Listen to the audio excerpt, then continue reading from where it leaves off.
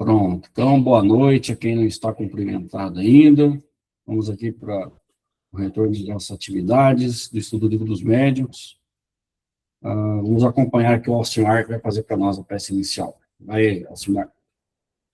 Boa noite a todos. Vamos elevar nosso pensamento a Jesus e pedindo ao Pai que nos ilumine nesta noite de retorno aos nossos estudos, com muita gratidão pela oportunidade de estarmos aprendendo um pouco mais para a nossa evolução, para o nosso crescimento espiritual. Esse estudo tão importante para que possamos disponibilizar em nossas vidas, em auxílio dos nossos irmãos, em auxílio de nós mesmos, para entendermos sobre todas as nossas dificuldades, sobre as nossas perdas e os nossos ganhos. Que Jesus nos ilumine hoje e sempre, que assim seja, graças a Deus. Graças a Deus. Muito bem. Bom, então, estamos de volta, certo? Com o estudo aqui do Livro dos Médiuns. Nós estamos no módulo 4 dos fenômenos inteligentes. Acho que não dá para enxergar. Hoje eu vou colocar aqui de uma forma diferente, certo? O que acontece?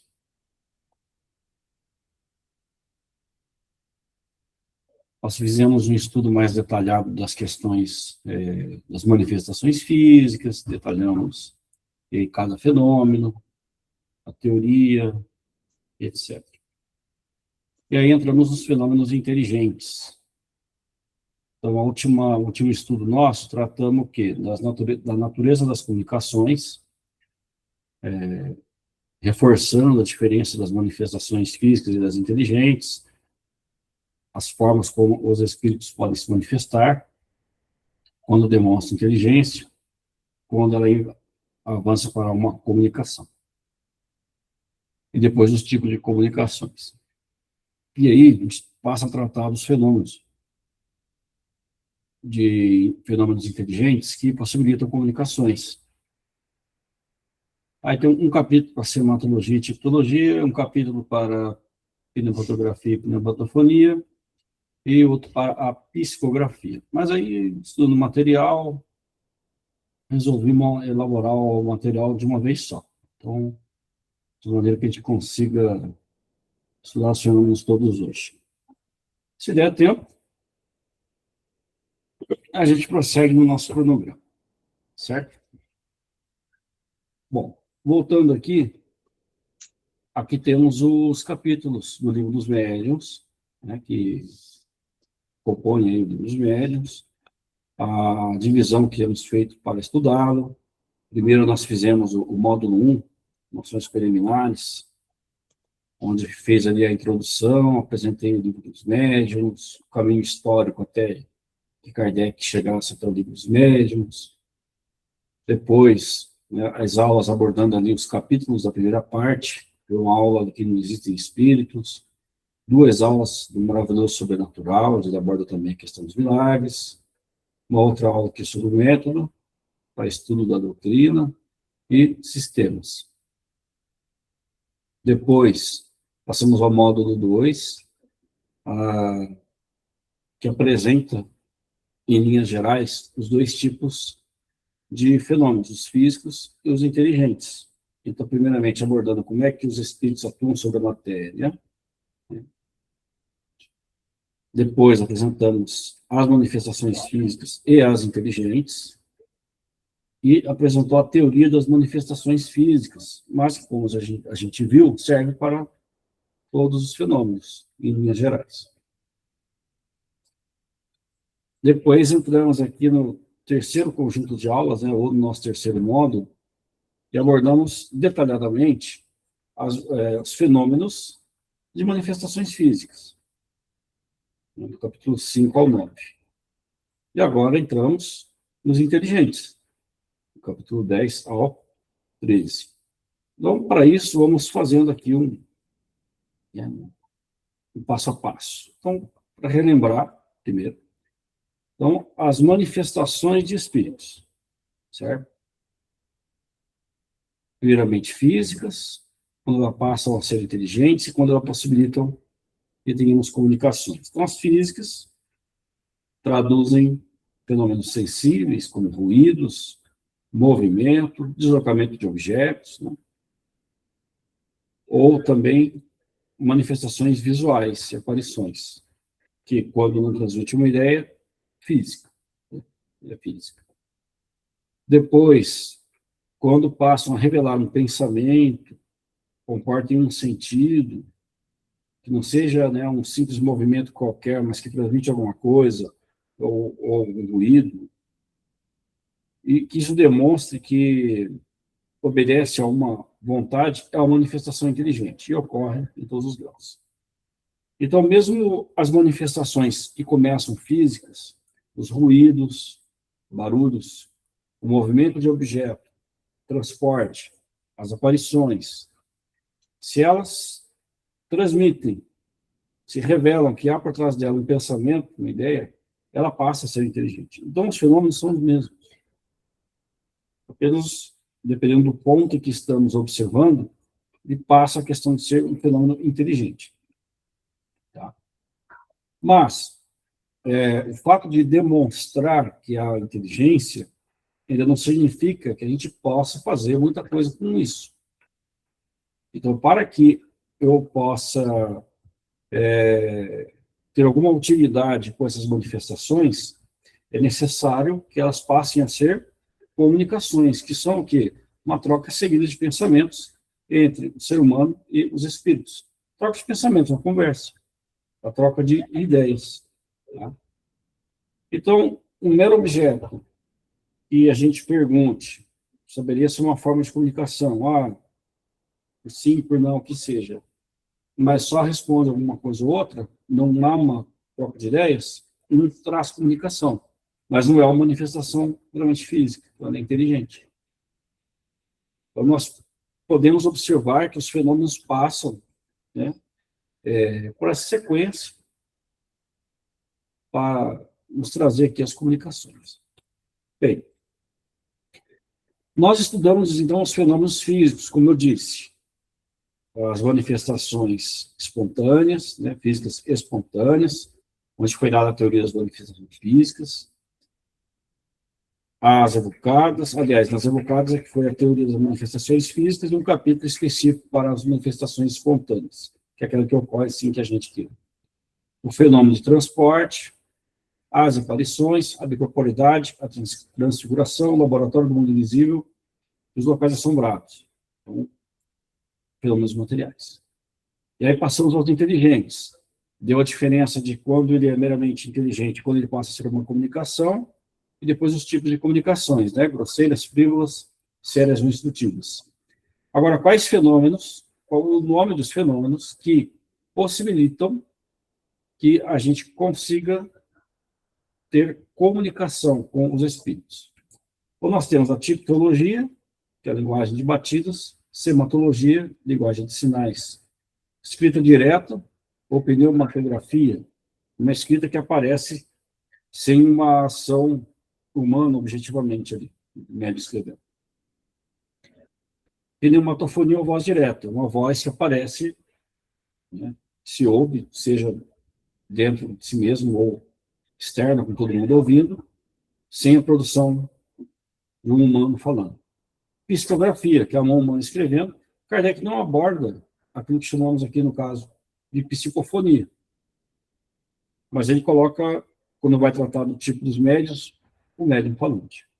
Podemos considerar aqui a psicofonia, do mesmo modo que a psicografia, que é escrita.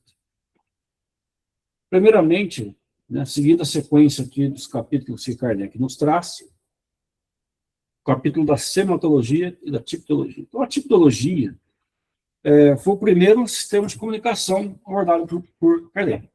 Então, as primeiras manifestações inteligentes foram obtidas por meio de pancadas. Então, tinha lá um ruído, tinha um movimento de objetos, que é a mesa que girava, e essa mesa passou a demonstrar que respondia uma certa vontade. Quando os assistentes, as pessoas que estavam presentes numa reunião, por pensamento, dava ali um comando, então bate aqui, aí batia, bate lá, aí batia lá. Opa, demonstrou o pensamento ali, obedece ao pensamento, à inteligência. É uma manifestação inteligente. Que é uma manifestação física, poderia ser uma coisa puramente mecânica, né, alguma coisa ali. Mas ainda não era uma comunicação, uma conversa ali. Depois, estabeleceu-se uma forma de comunicação. Uma batida para sim, duas batidas para não, e aí você faz as perguntas, mas perguntas que possam ser respondidas por sim ou por não. Então, são respostas muito limitadas. Você quer isso? Não. Você quer aquilo? Sim. Aí você passa a próxima pergunta. Então, é um recurso muito limitado do que uma conversação normal. Bom, isso né, as considerações sobre a tipologia como um meio de comunicação. Mas foi o primeiro que ocorreu.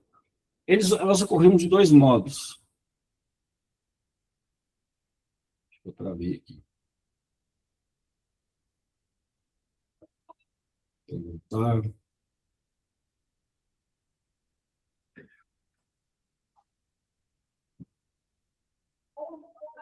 Só me ouve aí? Agora sim. Beleza. Qual foi a última coisa que eu falei? Você parou bem nos dois modos de ocorrência. Beleza. Isso, dois modos. Então, ela ocorre de dois modos. Basculante e interno. Basculante, o objeto ficava virando. Ficava virando, né? Que era a mesa girante. E aí a mesa se levantava, batia o pé no chão, alguma coisa. Aí produzia o barulho. A outra era interna. Nós vamos abordar aqui, que era um estalo que ocorria dentro do objeto. Por exemplo, a mesinha era de madeira, os espíritos conseguiam produzir um som oriundo do interior da madeira. No caso aqui é basculante, porque ela nunca viu a janela basculante, que a gente faz assim, que ela fica mexendo. Então, chamou de tipologia basculante, que era o objeto se mexendo. Bom, eles queriam conversar com algum espírito, ele evocava aquele espírito, senão nós vamos ainda abordar a questão das evocações, né? Do contrário, manifesta aquele que costuma aparecer. Aí seria uma manifestação espontânea. E aí eles estabeleciam o significado das pancadas, né? Um assim, duas para não, por exemplo. Né? Na interna, como eu disse, os efeitos eram obtidos de uma forma mais simples. Então, o objeto não precisava se mexer. A mesa que girava. A mesa ficava parada, quer dizer. E aí o estalo vinha de dentro da madeira. A teoria é a mesma, da manipulação de fluidos e os espíritos, né, combinando o fluido do espírito com o do médium de aptidão física, produz ali, seja um ruído, seja um movimento de objetos. Ali produziu o quê? Um ruído. Os médios, nem todos eram aptos a produzir a tipologia interna. Eles conseguiam uma basculante e depois evoluía para a interna, em alguns casos. Né? Era mais rápida do que o objeto ter que se mover e dar as batidas, dava menos suspeita de fraude, desde que, né, cercadas todas as condições ali de produção de ruídos, tá? Do que do movimento de objetos, que poderia ter alguma coisa movimentando. Mas, como todo fenômeno físico, né, existe a possibilidade de fraude, mas pelo fato de existir fraude não quer dizer que o fenômeno não existe. Bom, tanto a tipologia basculante quanto a alfabética tinha esse código aí de sim e não. Depois aperfeiçoou-se uma comunicação mais completa, colocando todo o alfabeto. Aí colocava lá 1A, 2B, 3C, e aí conseguiam comunicações mais extensas. Porém, muito demorada, porque tinha que montar letra por letra com ruído. Essa era a tipologia alfabética. Então, se a gente for dividir a tipologia como fenômeno, como produção basculante ou interna, como comunicação, tipologia normal, sim, não, tipologia alfabética, né, um barulho ali, um código para cada letra. A sematologia, linguagem de sinais. Então, quando eles empregavam a tipologia basculante, tinha um movimento da mesa, às vezes a mesinha apresentava uma espécie de mímica, que exprimia a energia da afirmação ou negação nos golpes, bater mais forte, bater mais fraco. Ela exprimia a natureza dos sentimentos, então poderia bater mais suave, com mais força, ou se aproximava de determinada pessoa com um movimento suave, onde o espírito demonstrava simpatia por aquela pessoa, ou quando o espírito não gostava da pessoa, a mesa ia bruscamente, dava uma batida mais forte, demonstrando um sentimento de raiva. E aí ele está transmitindo alguma coisa, uma linguagem de sinais, é a sematologia, como a tipologia, a linguagem das pancadas. Então, nós temos aqui tipologia, um meio de comunicação, sematologia, outro meio de comunicação. Pela sematologia, nós vamos ver também que, quando a gente for ver na questão da psicografia, tinha lá um determinado movimento que eles faziam para simbolizar que terminou a comunicação e tal, também é uma espécie de sematologia. Tá? Então, a tipologia interna, né, até a basculante, né, ela serve mais como meio de convicção. Demonstra a independência do pensamento do médium, né, se a gente considerasse, né, depois que a teoria estava estabelecida, depois que aperfeiçoou-se os modos de comunicação, depois que descobriu-se as diversas aptidões dos médiums, esses fenômenos é mais o ABC das manifestações espíritas. Nós não vamos criar aqui sessões mediúnicas para demonstrar esse tipo de fenômeno. Temos já toda a teoria para isso. E também precisaríamos de ter um tal de médium de efeitos físicos para isso. Claro, se houver condições, um médium que só reunir, é o que vai acontecer. Mas uma vez que se desenvolve meios mais aperfeiçoados de comunicação, é esse que os espíritos vão utilizar. Tá? Bom, serve como meio de convicção, demonstrava a independência do pensamento do médium, uma vez que ela dava comunicações por movimentos ali que não tinham como ocorrer. Por exemplo, uma mesa que ficava flutuando no ar, fazendo e bate em outro lugar para dar comunicação, não estava ao alcance de mãos. Ou na interna, né, à distância, com nada próximo ali, o som vindo da própria mesa mesmo, não tinha como ser outra coisa, e você conversando, né, mentalmente pergunta, ela, as batidas respondem. Houve também, né, invenção de aparelhos, amarravam uma polia, uma cordinha, um negócio, para quando fizesse tal coisa, o barulho aparecia não sei onde, mas aparelhos que mais complicavam do que simplificavam o processo, e uma pessoa incrédula participando de uma experiência como essa, sai dali mais incrédula ainda, do que pela simplicidade, né, de uma mesa que do nada se movimenta ou que começa a fazer barulho dentro dela. Teve uma outra invenção que Kardec detalha aqui, que é a mesa Girardin, ou Girardin, que consistia numa tabuinha redonda, de uns 40 centímetros, tinha um furo no meio, tinha uma agulha ali, e ficava uma outra, né, tabuinha assim, uma agulha rodando. Eu pedi para a IA fazer a imagem, mas eu não gostei e não coloquei aqui, não. E aí, na borda dessa tabuinha, escreviam lá o alfabeto, né, A, B, C, D, E, F, G, A, Z, os números de 0 a 9, uma outra escrita sim, outra não. E aí ficava sobre um eixo, né? Como é que as mesas começavam a se movimentar? Os médiuns encostavam a mão na mesinha, a mesinha dava uma tremidinha e começava a se mexer, até que ela se mexia fora do alcance da mão do médium. Essa tabuinha ali era a mesma coisa, o médium às vezes punha a mão ali, ela começava a rodar sozinha, mas depois ela...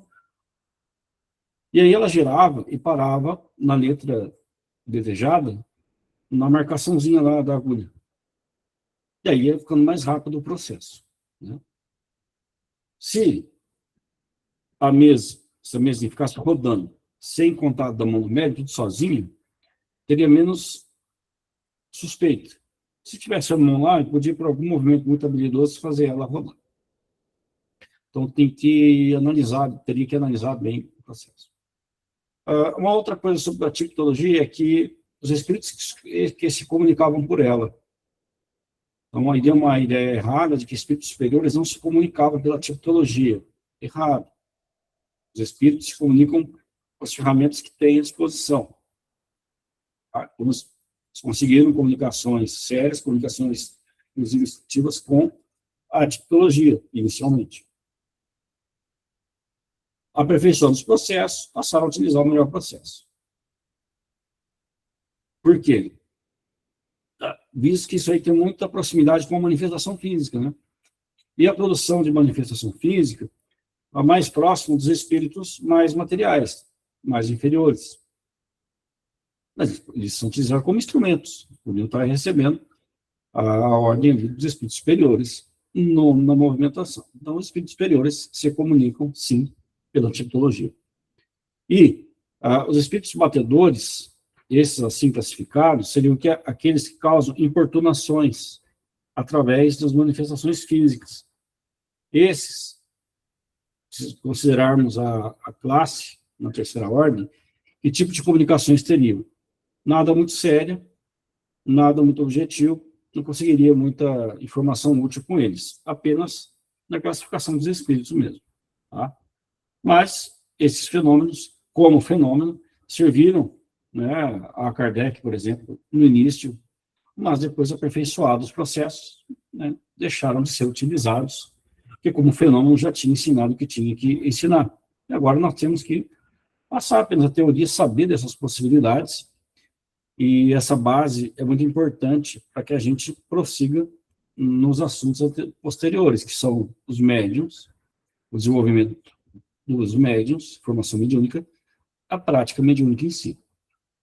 E entender quais são os processos possíveis ajuda a formarmos a nossa base e não considerar certas, por exemplo, besteiras que o pessoal considera por aí, por falta de conhecimento doutrinário, falta de conhecimento do que se encontra no livro dos médiuns já estabelecido na fenomenologia mediúnica. Tá? Deixando de temer o que é inofensivo, mas nos colocando em condições de nos defender daquilo que realmente é nocivo. É muito importante abordarmos a teoria dos fenômenos para sabermos como proceder, saber o que esperar e por aí vai. Certo? Bom, fechada ali a questão da tipologia, da sematologia, a gente passa a ver aqui o fenômeno da pneumatografia e da pneumatofonia. Então, primeiro, a pneumatografia, ou escrita direta. Então, definição. É a escrita produzida diretamente pelo espírito sem nenhum intermediário. Ou seja, o pensamento do espírito não passa pela mente do médium que possibilitou isso aí. Todos os fenômenos, todos, precisam do médium. Precisam do médium. Então, nesse caso, a escrita direta é o médium de efeitos físicos, de algum tipo, próprio para esse tipo de fenômeno aí. Tá? Por isso que, no caso, quando ele fala que sem intermediário, é sem o pensamento do médium. Ele precisa de combinar, é a mesma teoria das manifestações físicas, né? Combinar fluido próprio com o que ele conseguiu de algum encarnado, formar alguma coisa, né? Algo que possa grafar no papel, né? E produzir a escrita. Então, sem intermediário nesse aspecto aí. Então, difere da psicografia, porque esta psicografia é a translação do pensamento do espírito pela mão do médium. Então, na psicografia, a mão do médium escreve. Ainda que na forma mecânica, que nós ainda estudaremos, passa pela mente do médium. A direta não passa. A manifestação física que tornou-se inteligente. E se for permitir uma troca de ideias, uma comunicação. É suscetível à fraude? Muito. Né? Mas, como já batido lá na tipologia, o fato dele ser suscetível à fraude não quer dizer que não exista. se existir, pelo fato de existir falsos médicos, não quer dizer que não existam os verdadeiros médicos. Pelo fato de existir vinhos alterados, não quer dizer que não exista um verdadeiro vinho. Por existir remédios alterados, não quer dizer que não exista um verdadeiro remédio. Mesma coisa, fenomenologia mediúnica. Tá? Esse tipo de fenômeno, escrita direta, traz uma possibilidade de explicação aos fenômenos antigos, por exemplo, que é citado na Bíblia, do festim de Baltazar, né? Entre outros. Esses fenômenos, estudados a partir do século XIX, não só por Kardec, né? Kardec cita aqui o Baron de Buda Stubb, né? Não vou saber a pronúncia, ele chegou a publicar, naquela época, uma obra com comunicações obtidas no modo de pneumatografia, ou escrita direta. Tá? E aí Kardec cita isso daí, cita que conseguiu também esse tipo de fenômeno com, não sei se foi com Alfred Didier, ou se foi o Didier Filho, né, que é o filho do Didier, participava lá da Sociedade Parisiense, editores das obras de Kardec, um deles, não estou me lembrando agora, acho que Didier Filho, conseguiu algumas comunicações, né, por escrita direta. Mas aí ele conseguiu o quê? Algumas palavras, algumas frases, ele conseguiu comunicações em um texto mais completo, inteiro, mas conseguiu o fenômeno. Mas o que era isso? Bom, nós temos algumas condições morais para que isso ocorra e algumas condições físicas. Tá? Bom, condições morais, ela é obtida como a maioria das comunicações não espontâneas. Não espontâneas, ou seja, o quê? Que a gente provoca. Recolhimento, prece e evocação. É um fenômeno muito raro, não é conseguir, assim,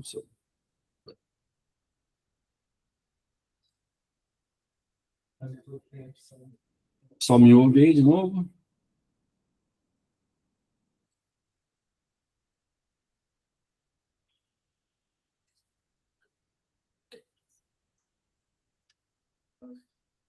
Só esperando o computador voltar aqui.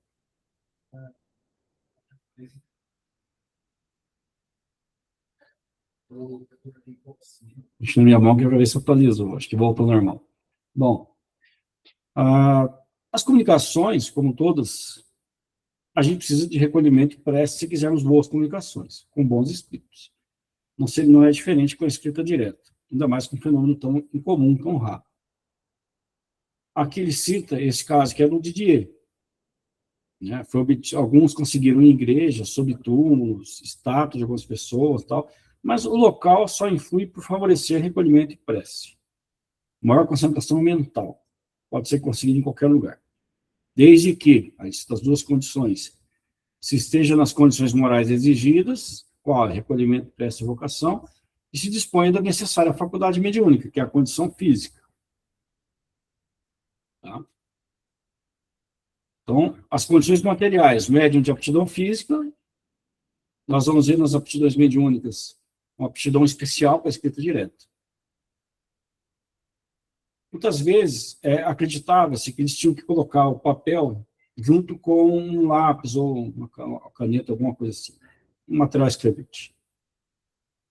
Eles achavam que havia um movimento de objetos e o lápis escrevia. Às vezes trancavam a folha, né, mediante controle, né, eles rubricavam a folha lá em branco, colocavam dentro do local, trancava, depois abria lá, retirava e estava escrito. Depois viram que não precisava pôr, era só deixar a folha lá sem nada, e o papel aparecia escrito. Então, é a teoria apresentada no capítulo do Laboratório do Mundo Invisível, né? Combinação do fluido do espírito com a emanação de algum encarnado, médium de aptidão física, consegue produzir tinta, alguma coisa que produza escrita, né? Possa marcar o papel. Ou eles faziam também em pedra de ardósia, uma lousa, né? Lousa de pedra. E aparecia a coisa lá escrita. Tá? O fenômeno é isso. E ele conclui colocando, né, que a atividade da escrita direta é mais para gerar convicção. Por quê?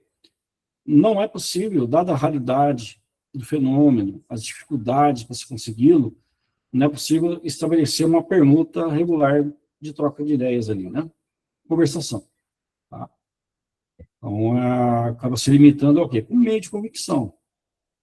E se é necessário esse tipo de fenômeno para se levar à convicção, se retornarmos ao capítulo do método, lá nas noções preliminares, nós vamos ver que o mais importante é a compreensão. Tá? Compreendermos para se chegar à convicção. Mas estão aí um fenômeno possível de haver ali comunicações, manifestações inteligentes. Outro fenômeno, a pneumatofonia, ou voz direta. Tá? Bom, uma das manifestações físicas é a produção de ruídos, pancadas, sem que envolva necessariamente o movimento de objetos. Então, eles podem produzir gritos de toda espécie, podem imitar sons vocais da voz humana, né, nossa voz. Esses sons podem aparecer aqui ao nosso lado, ou apenas dentro da nossa mente, aí apenas um ouve, né, não todos. Quando isso se transforma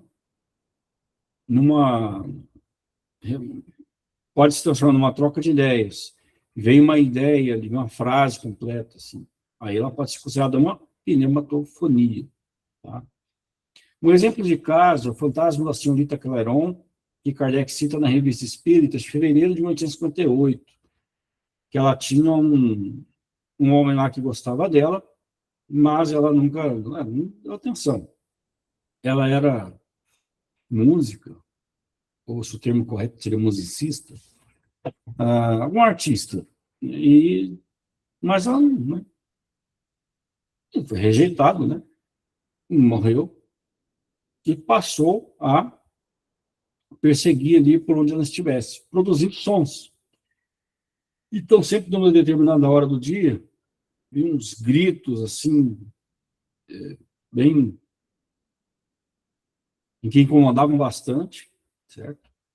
Outra vez produziu um som tão grande que chegou ali a quebrar as janelas da casa, som de tiro, então, vários fenômenos assim, até que ele se esgotasse e o espírito seguiu o caminho lá. Tá? Aí a história completa na Revista Espírita de fevereiro de 58, mas é um exemplo ali de produção de ruídos imitando a voz humana. Tá? Então, a primeira coisa, num fenômeno de voz direta, são os cuidados necessários, né, para não sair considerando qualquer coisa como voz direta. Tá? Então, uma árvore que está batendo na janela, de repente fica um barulho ali, um gato que está escondido, miando ali, algum barulho diferente, por aí vai. Né? Então, uma observação importante, ó, apenas os efeitos notoriamente inteligentes podem atestar a intervenção dos espíritos. Notoriamente inteligentes. Então, mesmo uma manifestação física, enquanto a gente só tem ruído, o objeto que se mexe, nós ainda não temos comprovado que tem espírito. Quando isso passa a responder por um pensamento, aí passou a ser inteligente, aí tem espírito. Mas como é que você sabia antes? Por dedução. Você tem espírito que antes era ele que estava produzindo antes. Naquele momento era físico e agora passou a ser inteligente. Bom, sempre que não temos essa ação inteligente, existem várias outras possibilidades de produzir aquelas coisas lá. Um objeto, porque alguma coisa fez ele balançar, se mexer. Claro, uma mesa flutuando não vai, né? Então, sim, tem que saber considerar cada caso. Bom, nós temos outros tipos de coisas que pode ser equivocadamente considerado como voz direta. Então, os fenômenos possibilitados pela emancipação da alma, quando a gente está quase dormindo, quase acordando, e vem lá uma palavra, uma frase, ou às vezes é uma imagem, mas ali é fruto da nossa interação via perispírito com o mundo espiritual. É aquele momento meio lá, meio cá. Tanto quando está indo, quanto quando está voltando. Tá? Aí é fruto da emancipação da alma, não é um espírito produzindo um som. Alucinação também, faz ver coisa que não existe, então também não deve ser considerada como som pneumatofônico, som de voz direta, som de espírito. Então, as características. Eles podem ocorrer de duas formas bem distintas. Às vezes, ela é interna, na nossa mente, no nosso íntimo. Então, somente a pessoa é que ouve. Então, há um espírito, ele, em relação fluídica com esse encarnado, e esse encarnado tem essa aptidão, houve a relação perispírito, que nós vamos estudar mais ainda, e aí produz uma certa voz, e aí é uma coisa que é bem distinta, é como se tivesse realmente uma outra pessoa, e aí você consegue realmente falar, não é a voz da minha cabeça, é uma pessoa falando comigo, e você consegue até estabelecer uma conversação. Aí é uma pneumatofonia, que a gente pode chamar de interna, porque é só a pessoa que está ouvindo. De outras vezes, são palavras exteriores, como se tivesse uma pessoa ao nosso lado. Tá? Pode ser que só eu ouça, então uma relação mediúnica comigo, é a minha aptidão, ou todos ouvem, aí é semelhante à aparição, quando a materialização de espíritos todo mundo vê. Essa aqui seria, entre aspas, a materialização da voz, aí todo mundo ouviria. Tá? Ela seria externa, a gente poderia chamar de psicofonia, pneumatofonia externa. Tá? Então, sabemos que existem essas duas formas que ela ocorre. Nós vamos complementar melhor a ideia quando tratarmos dos médiuns audientes, que são os que ouvem os espíritos, como a aptidão mediúnica. Tá? E aí nós chegamos, né, no último fenômeno aqui inteligente, que é a psicografia. Estou lembrando aqui da voz da escrita direta, a pneumatografia. Na psicografia, é o pensamento do espírito que passa pela mente do médium, ainda que este não tenha consciência disso, e pela mão da pessoa, do médium, é escrito o pensamento do espírito. Aí a psicografia, psico quer dizer mente, tá? Passa pelo ser. Bom, a psicografia é o fruto do desenvolvimento da ciência espírita. Começou lá com mesa girante, movimento de objeto, manifestação física. Aí demonstrou inteligência, batida, tipologia. Sim, não, alfabética. Olha, agora ela não precisa se mexer, lá, o som vem dentro dela. Os ruídos pode ser também, não só da mesa, pode ser por fora dela. Olha, o papel que aparece escrito, o som que aparece. A fenomenologia foi andando. Foram aperfeiçoando os métodos, então, em vez de ficar com a mesinha fazendo barulho e tal, foram se melhorando os processos, chegando na escrita. Nós temos que considerar que esse tratado está no século XIX. Então, no século XIX, qual era o meio que oferecia vantagens? Era a escrita, porque ficava materialmente guardado, você pode pesquisar depois, não tinha gravador, né? Hoje, a gente pode tanto pegar pela escrita, quanto pela fonia, porque você pode gravar e ouvir depois, transcrever, vai transformar em escrita. Então, hoje a gente consegue utilizar esses dois meios. Então, Allan Kardec precisava da escrita, por isso ele focou mais na escrita. Por isso que ele não aborda tanto a fonia aqui, ele vai abordar de uma maneira mais secundária. Até porque, na psicofonia, o que eles faziam? Escreviam o que o cara está falando. Né? As vantagens da psicografia estão o quê? Em ter materializado a escrita ali para consultas posteriores e possibilitar o estudo. Tá? Então, naquele momento, nós tínhamos o quê? Médiuns de efeitos físicos, certo? Que produziam movimento de objetos e traziam para a gente a manifestação de espíritos. Esses médiuns de efeitos físicos possibilitavam o quê? Entre eles, o movimento de objetos. Então, eles passaram a adaptar alguns objetos. Em vez de ficar a mesa lá se mexendo, eles pegaram primeiro uma tal de cesto peão. O que era essa cesto peão? Uma cestinha de algum material leve, Hoje a gente diria que é de bambu, de vime, né, uma coisa assim, uma cestinha. E aí, vamos imaginar uma cestinha redonda que seja, podia ter outro formato. E aí você enfiava um lápis no fundo da cesta, assim, de maneira que o lápis passasse no fundo da cesta e ficasse com a ponta para baixo. Às vezes eles punham umas rodinhas de marfim para debaixo dela ali, para que ela não ficasse caindo, né? Um eixo ali, ou era a mão do médium que ficava ali e a mesa assistia e escrevendo. Esse médium produzia movimento de objetos, então produzia movimento na cestinha, e a cestinha ia escrevendo. Só que ela ia escrevendo redondo, ela fazia a letra. Aí ela ia fazendo assim, ó, porque quando ela ficava rodando, era o movimento que os espíritos produziam. Ia rodando e fazendo assim, rodando e fazendo assim. Então tinha que ter outra pessoa de baixo rodando o papel. E aí a pessoa tinha que ler depois, rodando, né, a coisa ali, e aí transcrevia. Isso era a sexta peão. A primeira coisa que descobriram lá. Depois inventaram uma tal de cesta de bico. Era uma cestinha que daí ela tinha uma quina assim.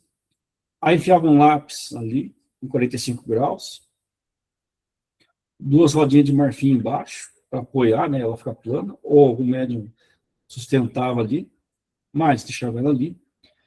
Essa seta de bico com um lápis assim inclinado, já escrevia em linhas, eles produziam o movimento e ela ia escrevendo. Fantástico, né? Médio de manifestação física, tá. Botou um lápis ali.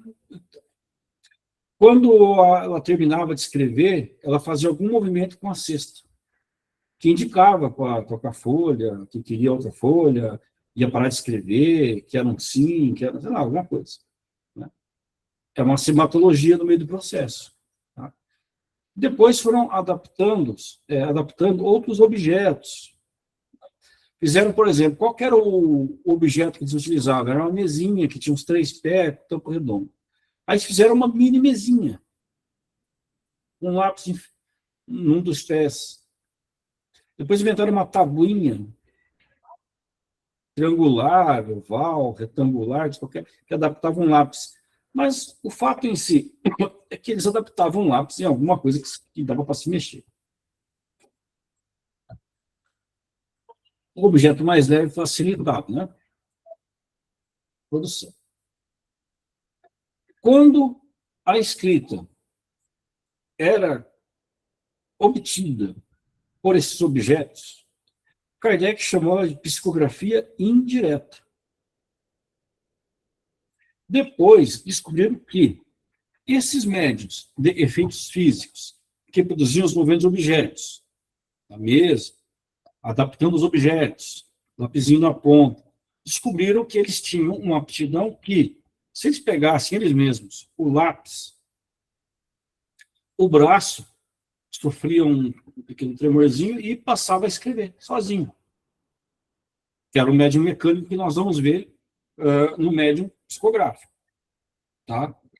Ainda não tinha o médium, não tinha chegado ainda no intuitivo. Kardec estava isso, classificando as coisas.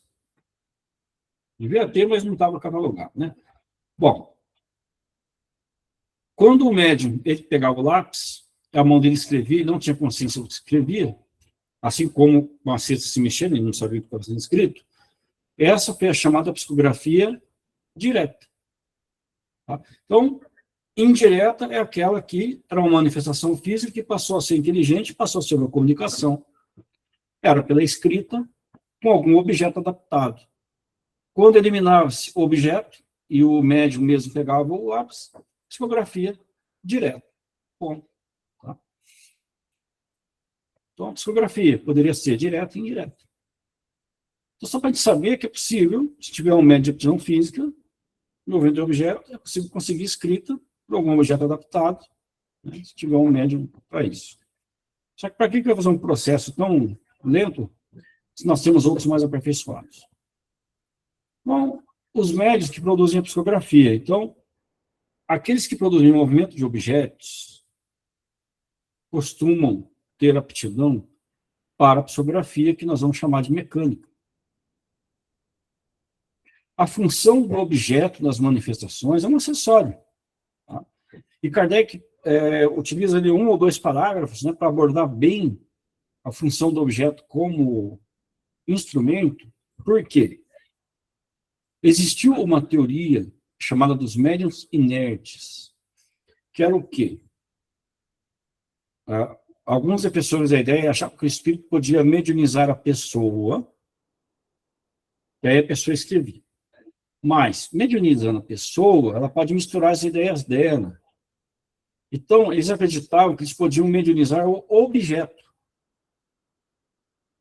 Mas, na verdade, o objeto não é mediunizado. Ele é envolvido numa combinação fluídica e ele se movimenta. Um acessório. E precisa do tal do médium, né? Precisa de um humano que ofereça, né, algo de si, lá, do seu perispírito, para combinar com o espírito que movimenta. E na que ele já é instrumento direto, seja na escrita, na fala, na visão, na audição, é ele direto. Então vai ter que passar pela mente do médium. Então o objeto é instrumento. Não tem como ele traduzir pensamento. Tá? E aí, Kardec fecha essa questão sobre o modo, então, de obtenção das comunicações. Aqui o fenômeno é sempre a mesma coisa, a teoria é a mesma. São só categorizando, né, a parte de ciência da coisa aqui, para saber se foi tudo é comunicação, tudo tem ali uma ideia, alguma coisa. Se foi por batida, é tipologia. Se foi escrita, é grafia, é psicografia ou pneumatografia. Se veio por som, é fonia, seja pneumatofonia, ou como nós vamos ver aqui pela mediunidade falante, ou que chamamos de psicofonia. Se foi toda por sinal, simatologia, se isso fosse possível, eles para saber os modos de obtenção das comunicações, certo? Então, são essas possibilidades. Aqui, então, eu abordei o assunto nas nossas 3 próximas aulas. Resolvi enxugar.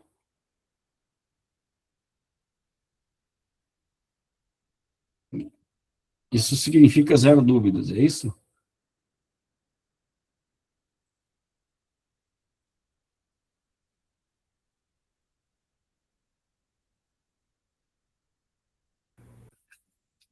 Tranquilo, Hélio. Beleza. Bom, uma aula mais rápida, aí eu vou aproveitar para conversar uma coisa aqui.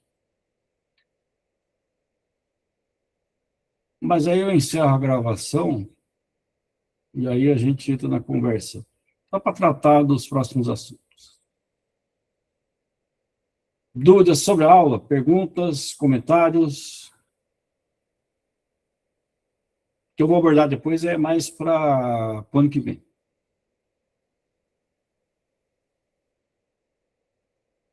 Tranquila a aula, Hélio. Então tá bom. Então, se não há dúvidas, há dívidas, certo? Então, muito bem. Eu vou encerrar a gravação aqui, né? O material vai estar disponível a ser assistido e depois daremos continuidade com agora iniciando o estudo dos médiuns, as mediunidades. Essa aí vai mais tempinho, certo?